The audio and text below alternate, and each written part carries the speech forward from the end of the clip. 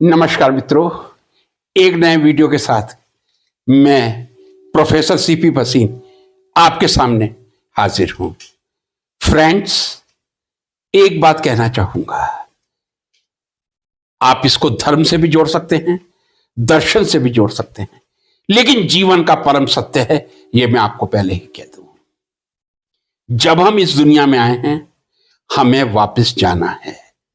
और भारतीय संस्कृति का जो गीता में कहा गया है, आत्मा अमर है, केवल शरीर का चोला बदलना है। तो कोई इस बात से तर्क नहीं कर सकता कि पुनर्जन्म नहीं होता। पुनर्जन्म होता है, गीता में भगवान श्री कृष्ण ने कहा है। जो मैं बात कहना चाह रहा हूं, हम जो कुछ इस पृथ्वी पर करते हैं, क्या हमें आगे जाके भुगतना पड़ता है, ये तो मैं नहीं कह सकता।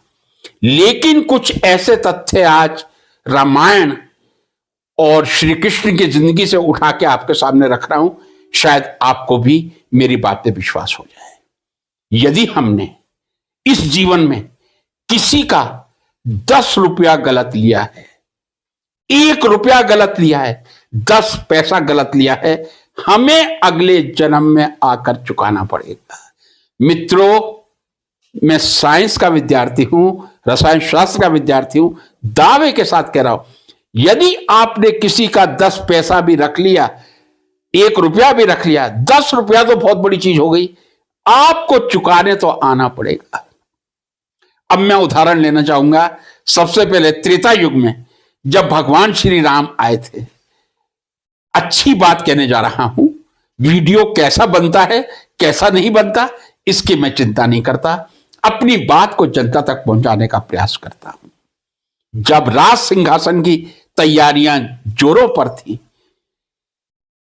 कैकेयी भगवान राम की माता ही थी, जननी कौशल्या थी, लेकिन सुमित्रा हो, कौशल्या हो, कैकेयी हो, सभी माता एक दूसरे को मानते थे।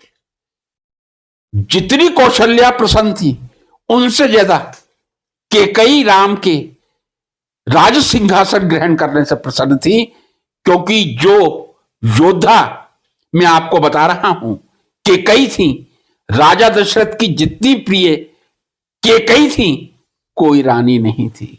जब भी वो युद्ध में जाते थे, तब कैकेयी को साथ लेके ही राजा दशरथ जाते थे। और एक बार की बात है, जब राजा दशरथ युद्ध कर रहे थे, उनके रथ का पहिया निकलने वाला था।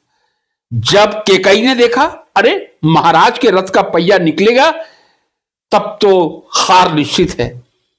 तब उसी कैकेयी ने रथ के पहिए में अपनी उंगली को साड़ी से लपेट के रथ के पहिए को इस अवस्था में रखा था कि वो युद्ध के मैदान तक जाएं और वापस आ जाएं।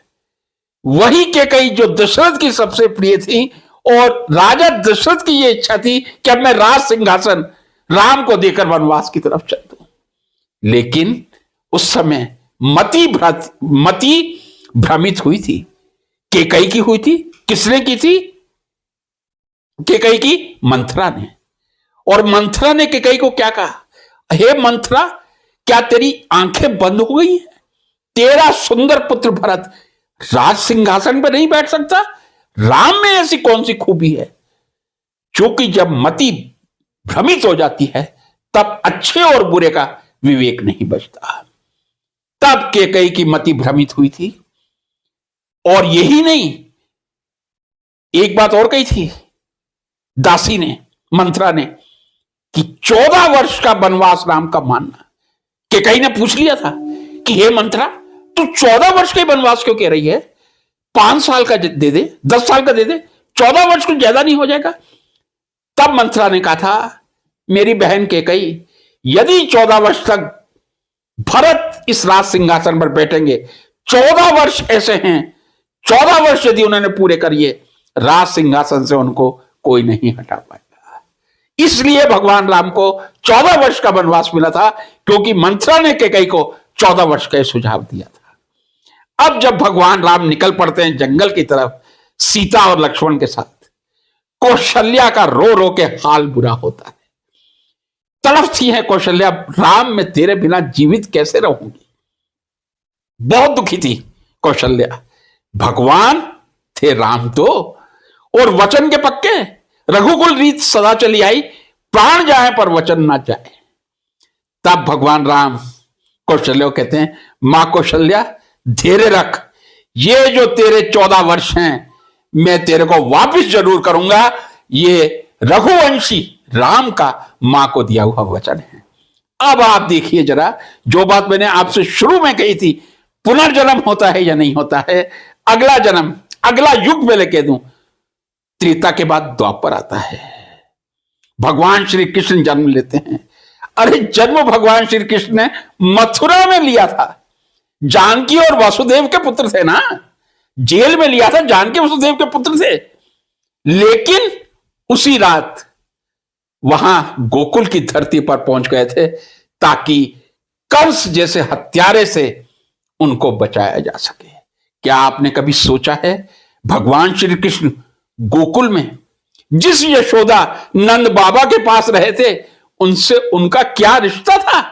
कभी आपने सोचा है? और वो पूरे 14 वर्ष रहे थे। कहने का मतलब यह है, जो पिछले जन्म में यशोदा थी, जो पिछले जन्म में कौशल्या थी, अगले जन्म में यशोदा बन के आ गई थी। भगवान राम ने वचन दिया था, मैं 14 वर्ष मां तेरे लौटाऊंगा। तभी मथुरा में पैदा होने के बाद, देवकी और वासुदेव की संतान होने के बाद, पूरे 14 वर्ष गोकुल में जाके यशोदा, जो पिछले जन्म की कौशल्या थी, उनके पास रहे थे। और जैसे ही 14 वर्ष पूरे हुए थे, गोकुल से निकल गए थे, फिर वापिस गोकुल में मुड़ के नहीं आए थे। प्रभु तेरी लीला अपरंपार है। और भगवान राम क्षत्रिय थे, जो 14 वर्ष का वचन दिया था वो कृष्ण के रूप में, और यशोदा को मां के रूप में अपनाकर अपने वचन का पालन किया। जो कुछ आप कर रहे हैं, आपको अगले जन्म में चुकाना पड़ेगा, ये मेरी व्यक्तिगत धारणा है। जितना हो सके हम ईमानदारी से अपने जीवन को यापन करेंगे, तो शायद अगले जन्म में हमारे ऊपर कम बोझ आएगा। बात धार्मिक है, आध्यात्मिक है, त्रेता युग की है, राम की है, कृष्ण की है, लेकिन सत्य है। नमस्कार।